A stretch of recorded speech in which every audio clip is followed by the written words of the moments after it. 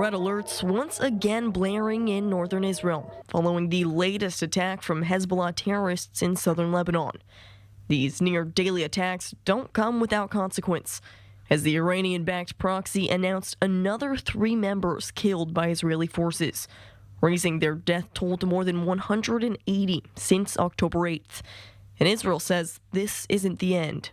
I'm saying loud and clear, as long as we cannot assure the safe return of civilians to their homes in the northern communities, we will not stop. We won't stop until we reach this goal, either through diplomacy or with military force. Diplomacy is certainly the preferred option for Israel's allies abroad. U.S. Special Envoy Amos Hochstein has been working towards a diplomatic solution since his visit to the region in January.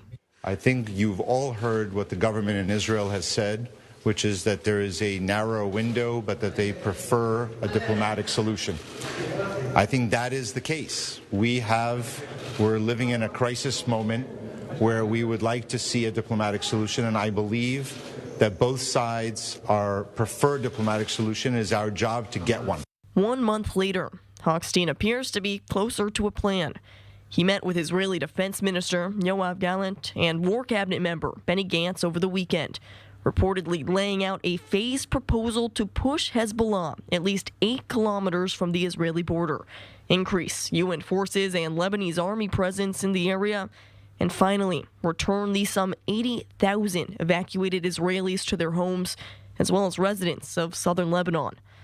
Although this is far from the 2006 UN Security Council resolution that was supposed to push Hezbollah north of the Litani River, 30 kilometers from the border, Israel is said to be tentatively accepting the proposal, as it also lays out future talks for an actual land border between Israel and Lebanon. But an obstacle to this framework is likely Hezbollah, which says it won't ease up on Israel until Israel pulls out of Gaza.